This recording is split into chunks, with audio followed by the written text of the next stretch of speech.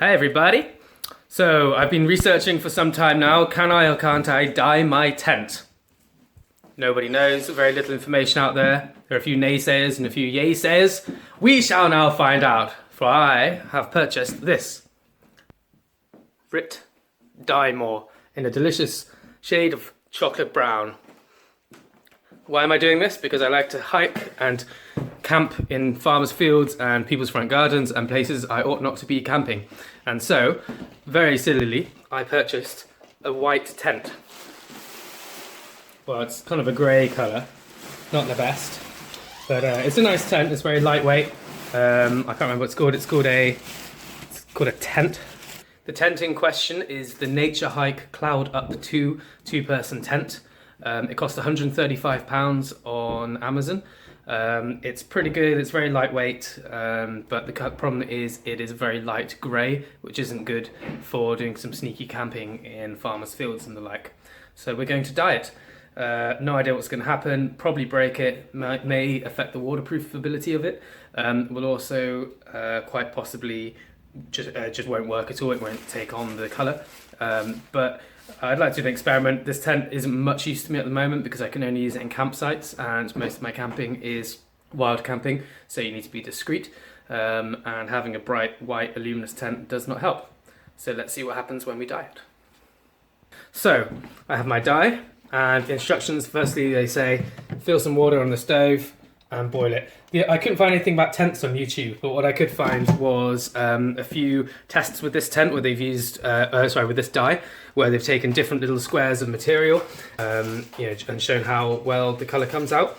With nylon, which is what this is made of, it comes out actually pretty well. However, this nylon has been waterproofed, so obviously it probably won't soak up much of the dye. I'd expect it to go a little bit darker, but certainly not a delicious chocolatey brown, but we shall find out. So step one is take the biggest pot you got, fill it with water and get it boiling. So it's just on a rolling now, so I'm going to get it up. It says 200 degrees Fahrenheit. Once it's boiling I will stick it on and we shall see. Need to put into there now 1 teaspoon of dishwashing liquid, which is exactly this much, give or take. As soon as it's boiling I'm going to put it in here. I've soaked it, I've just got it wet. It says make sure the material's wet to begin with, so it's just been sat in here. I've weighed it, it weighs, this outer weighs 57 grams. Only dyeing the outer, no point in dyeing the inner bit because you can't see that through this anyway. And as soon as this is hot, I will add the dye and then put it in. I have to stir it for between 30 minutes and, well, it says 30 minutes, but nylon may go quicker, so I guess I'll see what it's like after 20, continuing stirring and see what happens. So my water's just about to boil. I've added my washing up liquid and I think I'm going to add my dye now. Okay, so I've given it a good shake. The first instructions say put gloves on. Clearly not going to do that. My water is almost boiling, close enough anyway. So let's pour it in and wait for it to finish coming to the boil. Very dark liquid. Definitely brown, not black, you can see against the washing up liquid bubbles. Let's just pop the lid back on, give it a little shaky shake. Shit. Okay, got dye all over the kitchen. Very nice, very nice. Little tip there, the lid is not waterproof. Again, this has got to be wet when you put it in, so I'm just running it with some hot water while I wait for the dye mixture to finish. And when it's in there, I have to keep stirring it for up to half an hour, which seems like a very long time, so this may well need a time lapse, although I probably won't bother doing that because I can't find my tripod.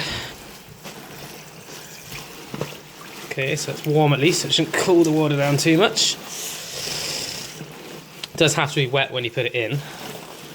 Again, I think a lot of the instructions are designed to give you a nice, solid, even dye. It's not something I'm really worried about because an uneven dye is actually better for camouflage, breaking up the edges and all that.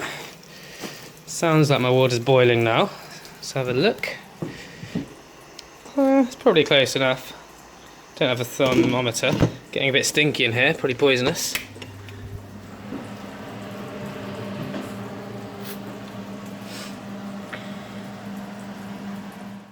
Now if this goes all horribly wrong, I'm sure if I contact Nature Hike, they'll be able to send me a new cover for less than the cost of a new tent. It's a big assumption, which is of course the mother of all fuck-ups. So worst case scenario, I need a new tent, but as I say, this one is not much use to me anyway. It's a good size, by the way. I'm really happy with the tent. For a two-man tent, it's very comfortable. It's actually, you could camp in it with your friend as well as your partner. Usually two-man tents are good for a couple, but two mates is a bit too snuggly. But this one's good, I'm happy with it for the size. And as I say, very lightweight, smaller than my sleeping bag.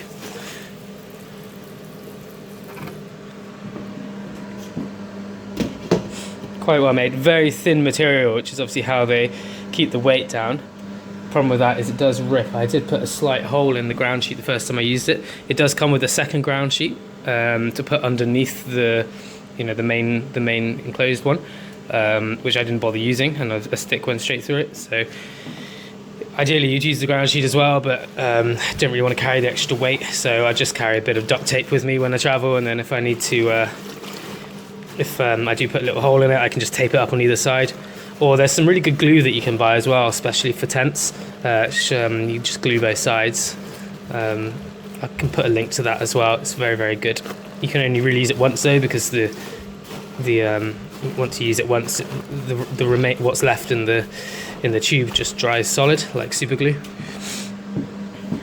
Okay, we're boiling.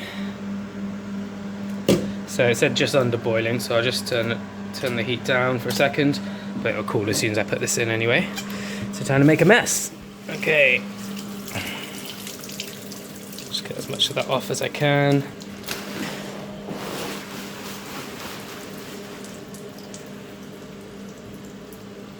Drippy, drippy, drippy. Drippy, drippy, drippy. Oh my god. Okay, straight away I'm thinking this is an incredibly bad idea. Let's just go back to here a second. Quick change of plan. Don't want to burn the bottom of the tent. Straight away I'm thinking putting that on a very hot bottom is not a good idea. So what I'm going to do is remember how to use my hob first. I'm going to put something on the bottom just to try and protect the bottom. Let's see what we got in here.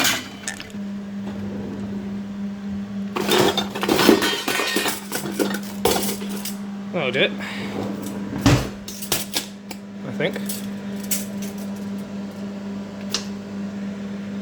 Shit, this splashes very easily. Okay, gonna put the camera down to sort this one out because it's hot. Okay, so I've put a little one of those expanding steamer things in the bottom of the pan just to bring it off the surface a little bit, off the bottom of the pan a little bit. Might help protect it, who knows? Don't really care. Okay. Okay, kids, if you're gonna do this, do it when your parents are out.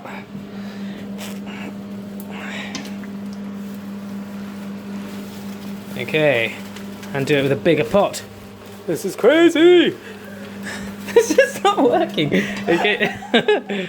I did get it in this exact amount of water before, but the problem is the tent's now full of fucking hell, is the tent's full of air. What?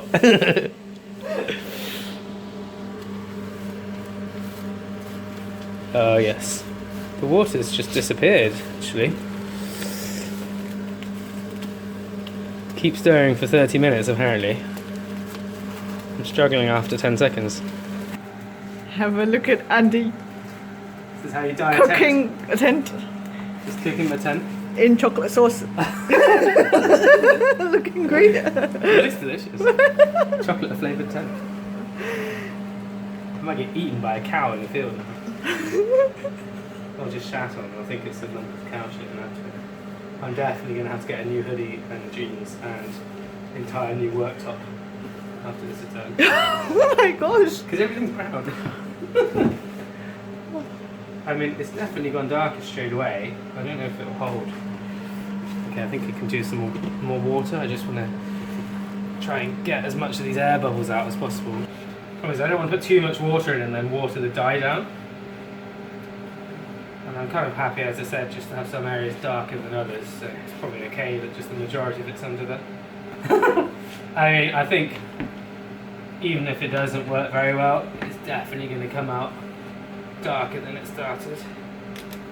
It says to maintain the temperature throughout the dye, but I just can't see how you can have boiling hot dye on what is essentially a big sheet of plastic, which is metal.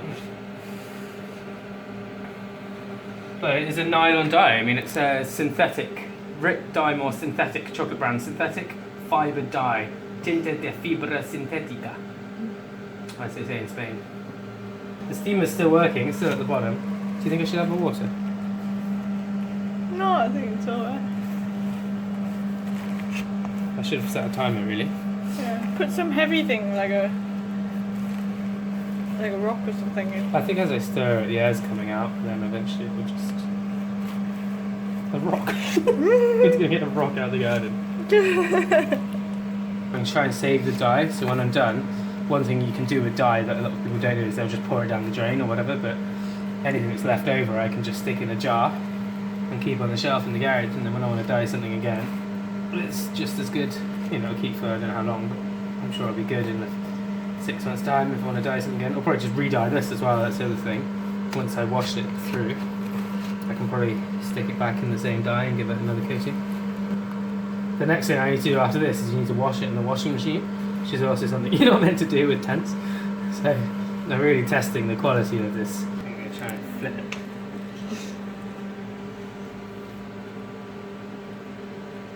It does look delicious.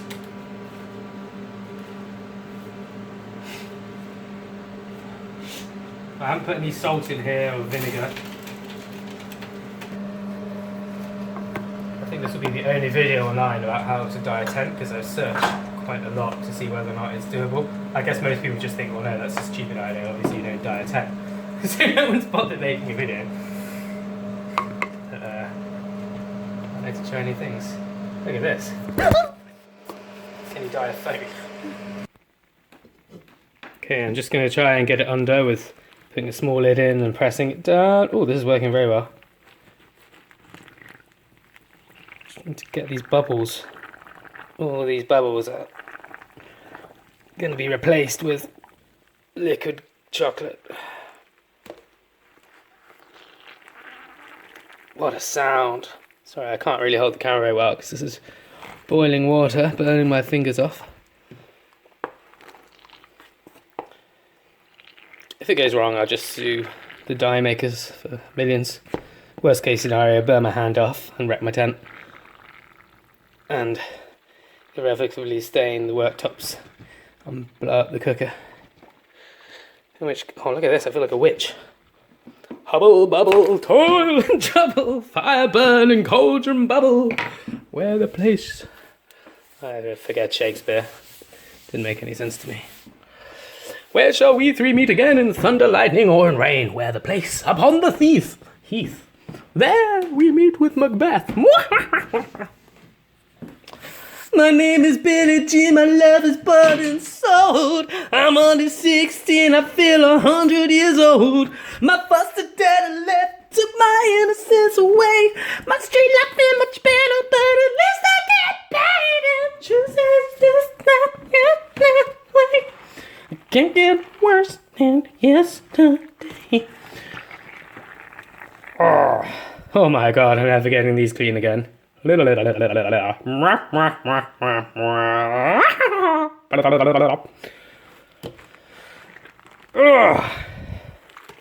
This is some freaky shit. Alright.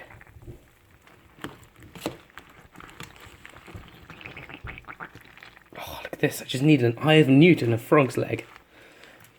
See if I can toss it. Toss me. Toss me.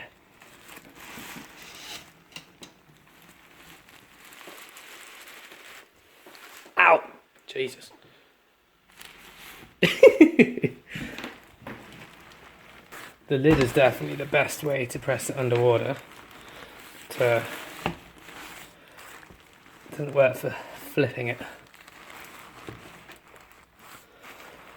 I think I'm nearly done now. I don't know if it would be better to now top it up with water and leave it to soak for the rest of the day, or whether it would be better to just stream it off, save whatever drips out, and then give it another dyeing afterwards. I think I'm just going to leave it for 10 minutes to simmer.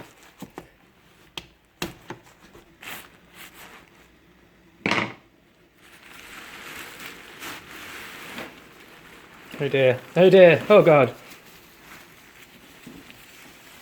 This is the twisty technique, a classic for tent dyers everywhere. Oh dear, I'm burning the bloody tent. Shit. Oh my god, look at the colours. The beautiful colours. I definitely recommend doing it with 2 hands rather than 1 if at all possible. Oh, those toxic fumes. Oh, those toxic fumes. Nom nom nom nom nom nom nom. Should put the extractor fan on again really, but I quite enjoy the chemical effect that these tent dyeing seems to have on the sole. I'm about to just push it in with my hand then, but that would probably cause a lot of pain. Okay. Doing the twisty technique. Classic, favourite amongst all tent dyeing aficionados. Just trying to find these little inside bits that haven't yet benefited. Ow, Jesus. Yeah, it's a bit less dark there. Definitely worth doing. I think I'm definitely going to end up with a different coloured tent. I mean, that is undeniable bubble. The question is, will it still be waterproof? And will my kitchen ever be clean again? Could do with a pot 2 or 3 times the size. Oh, this is a big pot.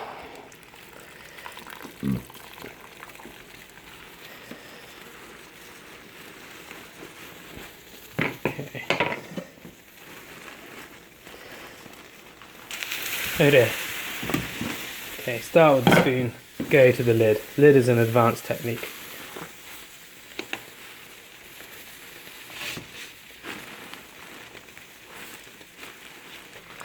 Oh, look at that. Look at those bubbles. Look at those bubbles.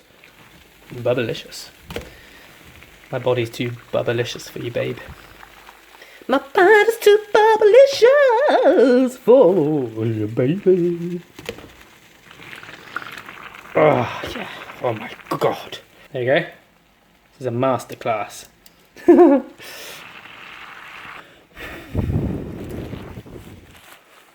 look at that. Basted. Like a well basted roast potato. Try and toss it. Well, not actually toss, that would be absolutely insane. Like a frying pan. No, like a pancake. Toss it like a pancake. Nom nom nom nom nom nom nom nom nom nom nom. I'm thirsty. I want to eat it now. I reckon I've been going about 20 minutes now. 25. Again, directions say keep stirring, but I'm pretty sure that's just to give you a nice even dye. So I'm just going to get it under the water as much as I can. Let it simmer for another 5.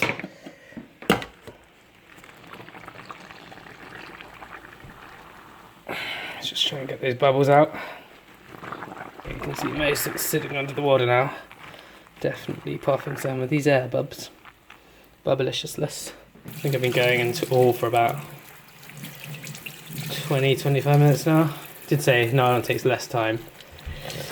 Did say something about waterproof nylon tents, so I'm going to leave it a little bit longer. Okay, this is the official guide to cooking a tent.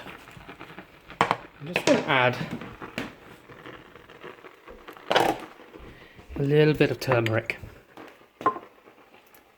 just to give it that little extra flavour profile. I think that's what's really missing here. Just a little turmeric.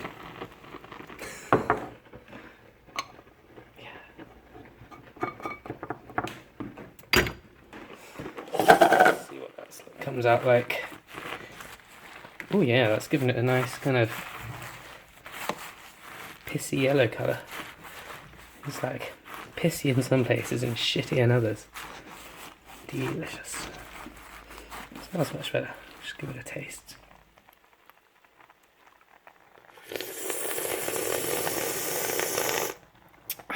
No. No. Maybe cinnamon. Definitely need some cinnamon. Just a little. There you are. Just a little cinnamon.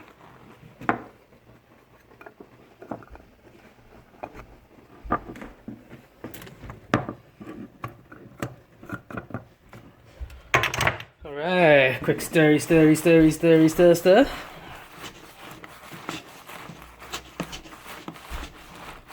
This is actually looking and smelling like supper.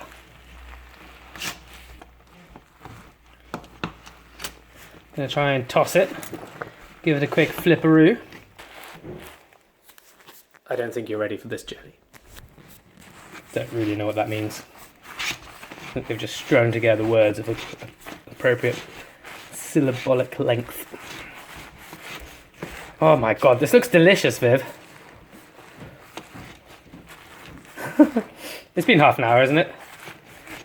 Okay, guys and girls, it's been just over half an hour. I'm just getting it back up to heat. And then when I hear some good bubbles, I'm going to turn it off again. And let it, ooh dear, splash. And then let it come down. Let it just cool down naturally, I think. And then pop it in the washing machine, destroy the washing machine. And we will have a shitty coloured, non-waterproof tent. Which is fantastic. Okay. And there we go. Done.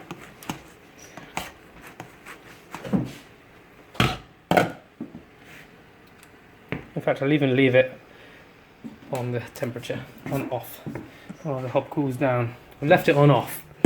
Okay! Fingers crossed, we're going to have a dark, waterproof, shitty coloured tent. Oh dear.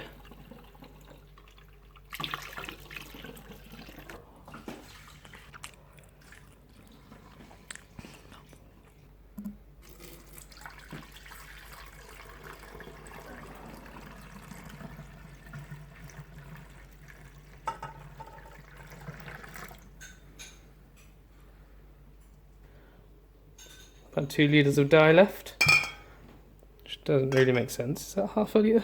Oh, that's 700 with all 70. So it's about, yeah, 2 litres. About 2 litres of dye and leftover rum. This is my ridiculous pile of tent. Now I just need to give it a drain. Let's do this now. No idea how to do this. I might just skip the slow draining bit and stick it straight in the washing machine. So put it in the washing machine with an old towel. I guess I don't really know why. Stick a black towel in, it will just darken the towel again, make it look as new as good. It's getting a little bit lighter just as I squeeze the dye out, so I'm definitely not expecting it to really stay anywhere near this dark when it dries, but it'll certainly help me go incognito. Okay, I'm definitely going to make a mess here, but not that I can do about it. Sheet along the floor, and then put the sheet in after. Look at this, how clever I am. Okay. Do do do do do do do do. Oh dear, oh dear me. Don't tell the landlord. Ugh, shit. Fucking hell. You're making more and more. I'm cleaning. Yeah. There, that's a mess. That bit's meant to be there. Right. No idea what to do. What to do? How long do you want it for? I've got no idea. What does the instructions say? Just says wash it. Right, no spin, cold, delicate. Shit. Oh, it's not quick. Oops, that's right. I'm sure I need another wash after this anyway. Left the washing eggs out. There you go, little eggs instead of washing powder. Save the planet. One weird, flightless bird at a time. And we're done. This is our leftover dye. Next job is to wash it, dry it, probably wash it again, and then get soaking wet whilst camping. Oh, yeah.